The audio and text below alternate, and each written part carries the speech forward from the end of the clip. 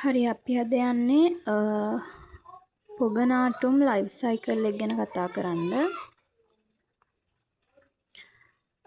එතකොට අපිට ශාකයේ පාඩම ගත්තාම ප්‍රධානවම ලයිෆ් සයිකල්ස් 4ක් තියෙනවා කතා කරන්න.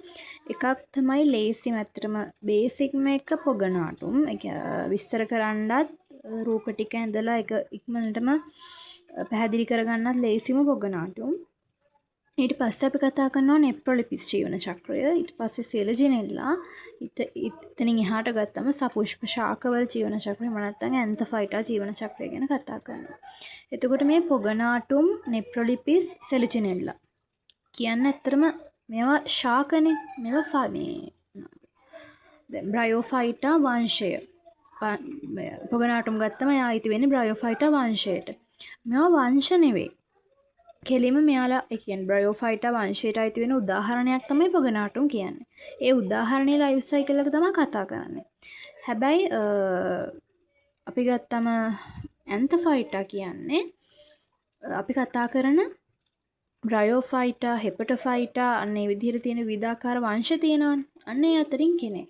එතකොට ඒක උදාහරණයක් ගන්න නැතුව ඇන්තෆයිටා ජීවන චක්‍රය කියලා පොදුවේ කතා කරනවා. පොගනාටුම් ඊට පස්සේ නෙප්‍රොලිපිස්, සීකස්, සෙලිජිනෙල්ලා සහ ඇන්තෆයිටා. ඇන්තෆයිටා අපි පොඩ්ඩක් වෙනම තිබ්බොත් එහෙම ප්‍රධානව කතා කරන ජීවන චක්‍ර 4ක් තියෙනවා. ඒ තමයි පොගනාටුම්, ඊට පස්සේ සීකස්, සෙලිජිනෙල්ලා, ඒ වගේම නෙප්‍රොලිපිස් කතා කරනවා. ඊට අමතරව අපි ඇන්තෆයිටා ජීවන චක්‍රය ගැනත් කතා කරන්න ඕනේ. එතකොට පොඩි ඔක්කොම ගත්තාම ජීවන චක්‍ර 5ක් ගැන කතා කරන්න තියෙනවා. එතකොට පොගනාටුම් යටතේ පොගනාටුම් ජීවන චක්‍රයේදී මොනවද කතා කරන්නේ? පොගනාටුම් කියන්නේ ද්විගෘහී ශාකයක්. ද්විගෘහී වගේම ඒකලිංගික කෙනෙක්. ඒ කියන්නේ මෙයාගේ බ්‍රයෝෆයිටා වංශය යටතේ අපි මෙයා ගැන කතා කරා. මෙයා ගැන කතා කරද්දී එයාගේ පොදු ලක්ෂණ කිව්වා. මෙයා ද්විගෘහී කෙනෙක්, ඒකලිංගිකයි. ඒ වගේම මෙයා ජීවත් වෙන පරිසරය කොහොමද? ඒ කියන්නේ මෙයා තෙත් භෞමික පරිසරවල ජීවත් වෙන්නේ. අන්නේ පොදු ලක්ෂණ ටික විස්තර කරද්දී මුලින්ම ලියන්න ඕනේ. මෙතනදී මම රූප ආධාරයෙන් තමයි මේ ජීවන චක්‍රය පැහැදිලි කරන්නේ. ඒ වුණාට ඔයාලට එසේ එකක් ලියන්න ආවම ඒ රූපත් එක්ක ගලපලා දැන් රූපත් එක්ක මතක තියාගන්න ලේසි. හැබැයි ඒකත් එක්ක ගලපලා එසේ එක ලියා ගන්න අපිට පුළුවන් වෙන්න ඕනේ. කීවර්ඩ්ස් තියෙනවා. දැන් උදාහරණයක් විදිහට විකසනය කියන වචනෙට වෙනස් වීම එහෙම නැත්නම් මේ බවට පත් වෙනවා ඒ වගේ ලියලා ලිව්වට ලියන එක ප්‍රශ්නයක් එතන. එතකොට ඒ වගේ කීවර්ඩ්ස් ටික හරියට බලාගෙන රිසෝස් එක ආධාරයෙන් මේ රූපත් එක්ක එසේ එක ලියා ගන්න පුළුවන්. එතකොට මේ පොගනාටුම් කියන්නේ ද්විගෘහී ශාකයක්. ඒ නිසා මම මේ විදිහට මෙයාගේ ඇත්තට මෙයාලා ගොඩක් ප්‍රාථමික මේ විදිහට මම මෙයාගේ ඡායා ජන්මානුශාකය අඳ ගන්නම්. ඡායා ජන්මානුශාකය මෙයාලගේ ජීවන චක්‍රයේ ප්‍රමුඛ වෙන්නේ ජන්මානුශාකය. ඒ කියන්නේ බීජානුශාකය ජන්මානුශාකයට සාපේක්ෂව ජීවත් වෙන ටික කාලයක්. කියන්නේ ජීවත් වෙන කාලය අඩුයි. එතකොට ඒ වගේම බීජානුශාකය යැපෙන්නේ ජන්මානුශාකය මත. එතකොට ඡායා ජන්මානුශාකය සහ පුංජන්මානුශාකය කියලා එයාගේ ජන්මානුශාක දෙවර්ගයක් තියෙනවා. මේ තියෙන්නේ පුංජන්මානුශාකය. මොකද මෙයා ද්විගෘහී කෙනෙක් වගේම ජන්මානුශාකය තමයි ප්‍රමුඛ වෙන්නේ. මේ තියෙන්නේ ඡායා ජන්මානුශාකය, මේ තියෙන්නේ පුංජන්මානුශාකය. මෙයාලා පරිණතයි. පරිණත ඡායා ජන්මානුශාකය සහ පුංජන්මානුශාකය. පරිණත ජන්මානුශාකය ගත්තම ඡායා වේවා පුන් වේවා මේ දෙකටමයි තියෙන්නේ. මම මෙයාගේ විතරක් නම් කරන්නම්. පරිණත ජන්මානුශාකයක් ගත්තම එයාගේ තියෙනවා මූලාභ. මෙයා සම්බන්ධ වෙලා ඉන්න උපස්තරයට සම්බන්ධ වෙන්න මුල් නැහැ. මුල් තරම් දියුණු තත්ත්වයේ මෙයාලා නැහැ. මූලාභ තියෙනවා. ඒ වගේම කඳ.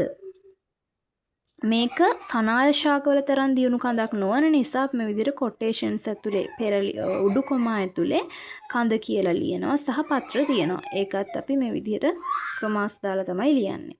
පත්‍ර කඳ මූලාභ තියෙනවා. මෙයාගෙත් ඒ විදිහමයි මම ජන්මානුශාකයේ පොදුවේ මෙයාගේ නම් කරන්නම්. මෙයාගේ හිම වෙනම නම් කිරීමක් කරන්නේ. මේ තියෙන ඡායා ජන්මානුශාකයේ මේ තියෙන පුංජන්මානුශාකයේ. ඊට පස්සේ මේ පරිණත ඡායා ජන්මානුශාකයේ ඇති වෙනවා අණ්ඩානුදානි. මම මෙහිම අණ්ඩානුදානියක් අඳින්න. අණ්ඩානුදානි මේ වගේ ඇත්ත ව්‍යුහය අඳින්න බෑ. මොකද අර ඒක රූප ආධාරයෙන් පෙන්වන එක සංකීර්ණයි. මේ අදහසින්ද මේක අණ්ඩානුදානියක් කියලා මම පෙන්නන්නම්. ඒ අදහස විතරක් ඉස්මතු වෙන විදිහට තමයි මෙතනදී රූප සටහන අපි අදින්නේ. එතකොට මේ පුංජන්මානුශාකයේ නිපද වෙනවා ශුක්‍රාණුදානි. හරි. ඡායා ජන්මානුශාකයේ අණ්ඩානුදානි වගේම පරිණත පුංජන්මානුශාකයේ හැදෙනවා ශුක්‍රාණුදානි. ඒ වගේම මේ අණ්ඩානුදානියක් තුල මොකක්ද වෙන්නේ? අණ්ඩානුදානියක් තුල හැදෙනවා මේ අණ්ඩානුදානයේ තියෙනවා මාතෘ පටකයක්. ඒ මාතෘ පටකයේ ඔස්සේ මේ අණ්ඩානුදානයේ හැදෙනවා තනි අණ්ඩ සෛලයක්. තනි අණ්ඩ සෛලයක්.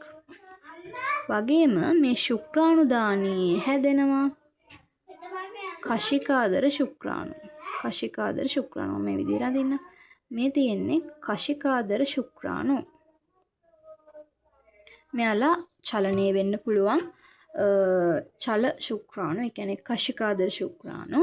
මේ විදිහට මෙන්න මේ අණ්ඩසෛලය අණ්ඩානුදානියෙන් පිටතට නිදහස් වීමක් සිද්ධ වෙන්නේ නැහැ. අණ්ඩසෛලය මෙන්න මේ විදිහට අණ්ඩානුදානිය තුලම රැඳිලා තියෙනවා. හැබැයි පරිණත පුංජන්මානුශාකයේ තියෙන ශුක්‍රාණි දාන තුල හටගන්න කශිකාදර ශුක්‍රාණු පිටතට නිදහස් වෙලමා ඒ වගේම බාහිර ජලයට එකතු වෙලා බාහිර වර්ෂා ජලයට තුනී ජල පටලයක මෙන්න මේ විදිහට ඉන්නවා. මේ තියෙන බාහිර ජලය එයා මෙන්න මේ විදිහට ඉන්නවා මෙන්න මේ තුනී ජල පටලය. එතකොට වර්ෂා ජලය කියන්නේ තුනී ජල පටලයක් අවශ්‍යයි මේ ක්‍රියාවලියට. මේ විදිහට ඉන්නකොට ඊට පස්සේ මේ අණ්ඩානුදානිය තුල ඉන්න අණ්ඩයත් එක්ක මේ විදිහට ගිහිල්ලා බාහිර ජලයට එකතු වුණාට පස්සේ සංසේචනය සිද්ධ වෙනවා. සංසේචනය. හරි. එතකොට මෙයාගේ ගුණ තියෙන කෙනෙක්, ඒ කියන්නේ ඒක ගුණයි මේක තුල තියෙන අණ්ඩයත් ඒක ගුණයි. මේ දෙන එකතු වෙලා මේකපත් වෙනවා මොකක් බවටද? සංසේචනයෙන් පස්සේ යුක්තාණුවක් බවට. යුක්තාණුවක් බවට පත් වෙනවා. එතකොට මෙයා දෙකයි. ඒ කියන්නේ මෙයා ද්විගුණයි. මේ යුක්තාණුව විකසනය වෙනවා මේ විදිහටම අදින්නම් කලලයක් බවට. එයත් දෙකයින් මේ කලලය මගින් හැදෙනවා ලපටි බීජාණු ශාකයක්. ලපටි බීජාණු ශාකයක්. ලපටි බීජාණු ශාකයේ තියෙන්නේ එතකොට පරිණත ඡායා ජන්මානුශාකයේ මතම තමයි යැපෙන්නේ. මොකද අණ්ඩානුදානිය තුලට ගිහින් තමයි කශිකාදර ශුක්‍රාණු සංසේචනය සිද්ධ වෙන්නේ. ඒක යුක්තාණුව බවට පත් වෙනවා. ඒක විකසනය වෙනවා කලලයේ බවට. එතනින් ලපටි බීජානුශාකය හැදෙනවා. ලපටි බීජානුශාකය ගත්තම මෙයාට තියෙනවා මෙන්න මේ විදිහට පාදයක්. පාදය ඒ වගේම මේ විදිහට තන්ත්‍රය කියලා කොටසක් තියෙනවා. ඒකට සම්බන්ධ වෙච්ච ස්පෝටිකාව කියලා කොටසක් තියෙනවා. මේ තියෙන්නේ පාදය, මේ තියෙන්නේ තන්ත්‍රය, මේක ස්පෝටිකාව. එහෙම නැත්නම් ඒකටම තමයි කියන්නේ බීජාණුදානිය කියලා. මේ පාදය ආධාර වෙනවා ජනක ජන්මානුශාකයට සම්බන්ධ වෙන්න සහ එකෙන් ජලය සහ පෝෂක අවශෝෂණයට පාදය ගොඩක් ආධාර වෙනවා. සහ මෙන්න මේ